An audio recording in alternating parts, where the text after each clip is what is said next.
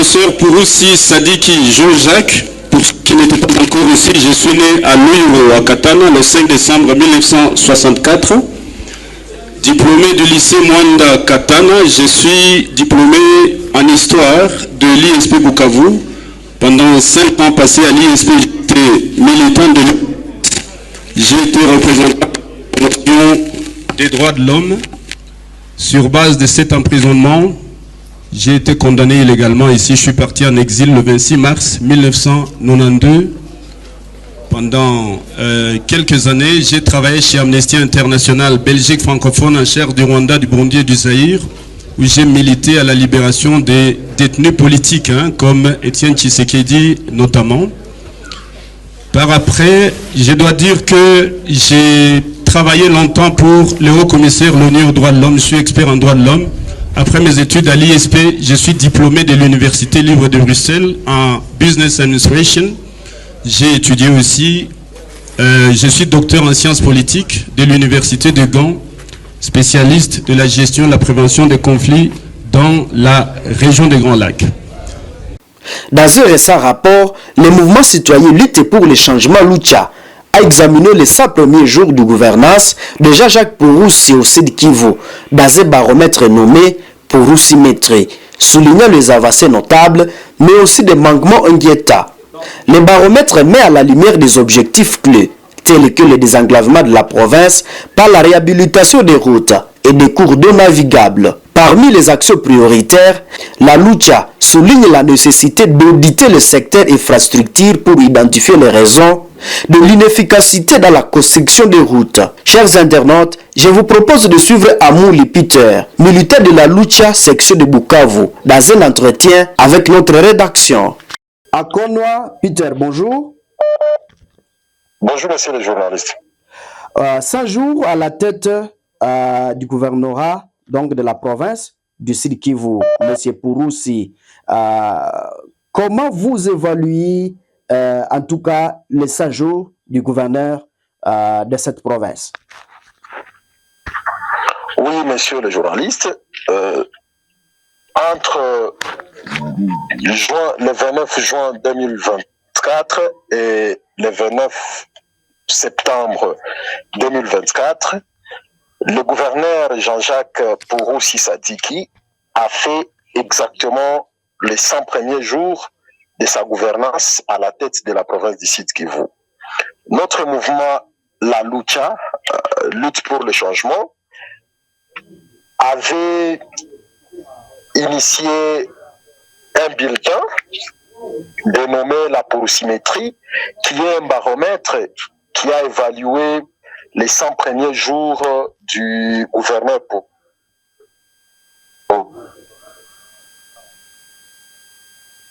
aussi à la tête de la province, présenté par le gouverneur lors de son discours programme devant les élites du peuple à l'Assemblée provinciale. Il avait évidemment présenté 5 axes prioritaires et notre mouvement a évalué les quelques axes qu'on suppose vraiment qu'ils étaient prioritaires et que dans les 100 premiers jours, on pouvait déjà avoir les indicateurs. Et la conclusion n'est pas tout à fait bonne, c'est que elle est une gouvernance des souhaits. Le gouverneur est resté dans les souhaits et le pragmatisme n'a pas été au rendez-vous durant les 100 premiers jours. Voilà un peu ce que je sais dire. Qu'est-ce que vous attendez vraiment à ces gouverneurs?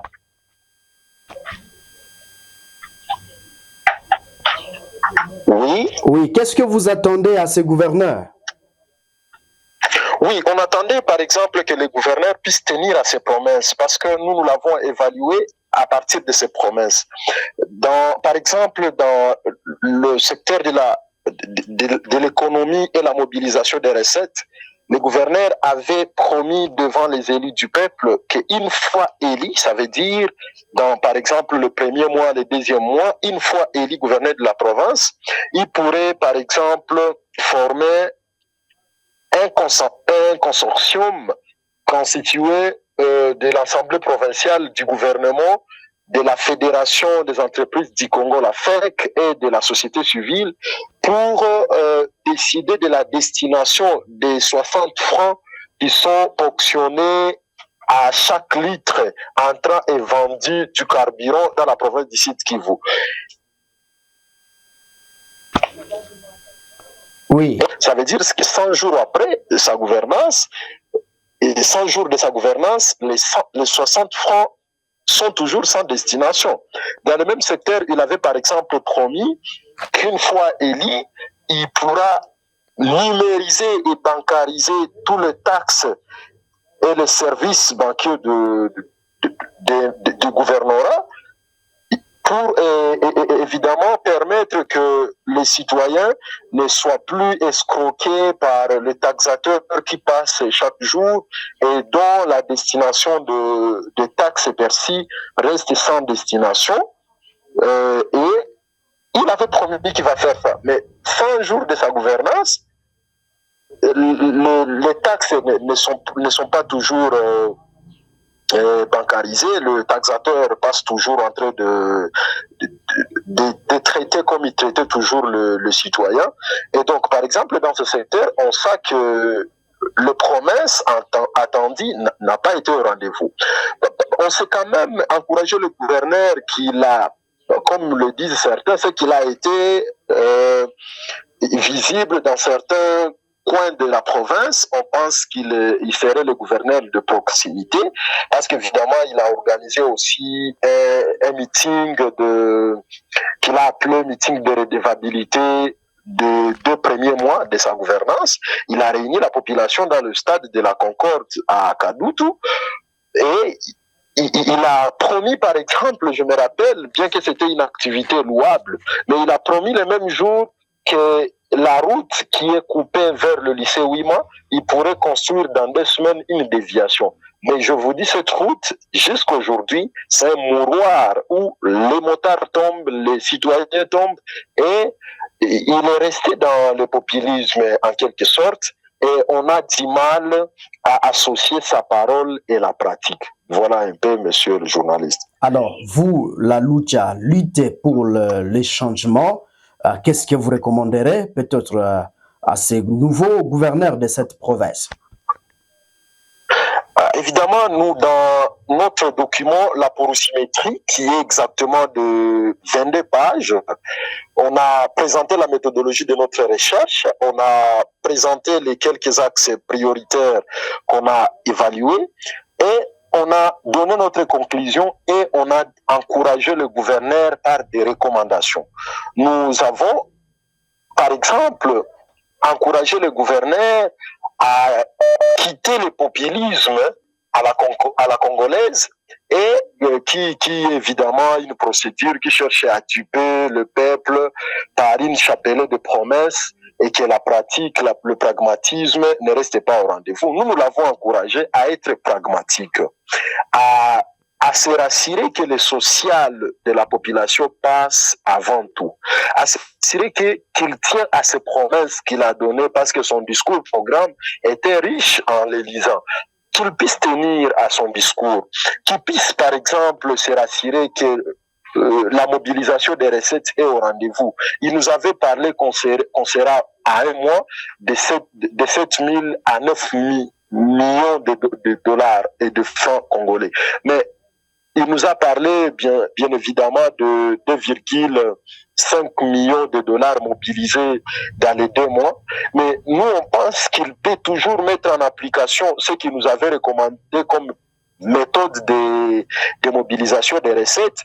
Et ces recettes pourront permettre d'entreprendre les initiatives de construction des infrastructures routières, scolaires, qui pourrait développer la province du Sud Kivu. Nous l'avons encouragé, par exemple, à former, comme il avait promis, ce consortium qui pourrait décider de la destination de ces 60 francs congolais ponctionnés à chaque litre entrant et vendu du carburant dans la province du Sud Kivu.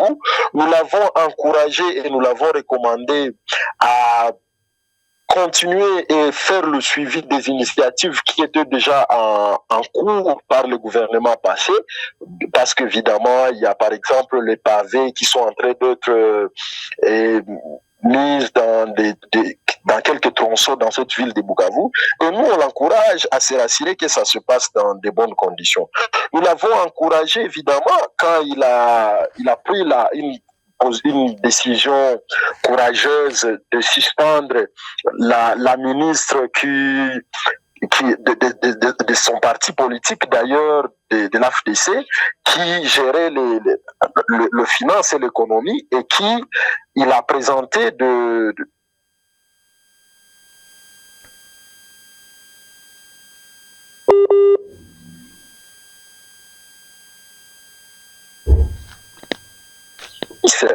pour que les responsabilités soient établies et pour que ça soit des actes qui ne pourront plus revenir pour d'autres membres qui restent au gouvernement. Parce que, par exemple, suspendre déjà son ministre, c'était une décision courageuse. Par ailleurs, il s'est limité à la suspension. Il n'a pas saisi la justice pour que la ministre puisse présenter ses moyens de défense et pour que établi par les uns les autres. Donc nous avons vraiment encouragé le gouverneur à quitter le populisme et à être pragmatique et à tenir à ses promesses.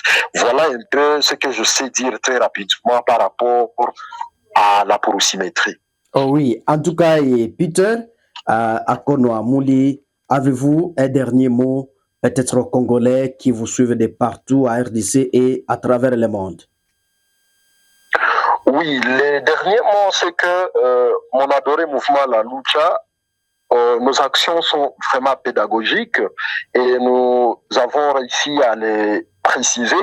C'est que on voulait que par ces baromètres citoyens, que nous puissions essayer de permettre au gouverneur de se remettre en cause, de remettre sa gouvernance en cause, de l'encourager et permettre aux institutions, l'Assemblée provinciale, de voir leur part de responsabilité, de permettre à nous, le mouvement citoyen, les forces vives, la société civile, de voir comment la province a évolué dans les 100 premiers jours. Et l'idée, c'est d'amener les citoyens à rester exigeants et amener aussi les responsables, les détenteurs du pouvoir, le gouvernement provincial, l'Assemblée provinciale, à rester redevables et à nous faire part des réalisations et de se rassurer que nous tenons à leurs engagements. Les citoyens ne laisseront plus être dupés par des discours populistes, mais dès qu'il y a des engagements, nous les citoyens, nous nous mobiliserons chaque fois pour évaluer la réalisation des engagements. Voilà en général l'idée de ces baromètres et nous l'avons appelé le premier baromètre parce qu'il y aura le deuxième, il y aura le troisième et ainsi de suite jusqu'à se rassurer que le gouverneur tient vraiment à rester ce Magufuli comme il est en train de vouloir le dire et il doit se rassurer qu'il incarne le Magufulisme comme il le veut, mais pas seulement rester le magoufulisme du non sans pratique. Voilà un peu ce qui nous a motivés et ce qui reste notre motivation à évaluer sa gouvernance.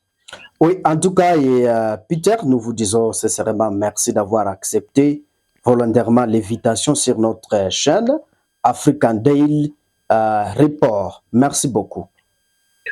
Je vous remercie.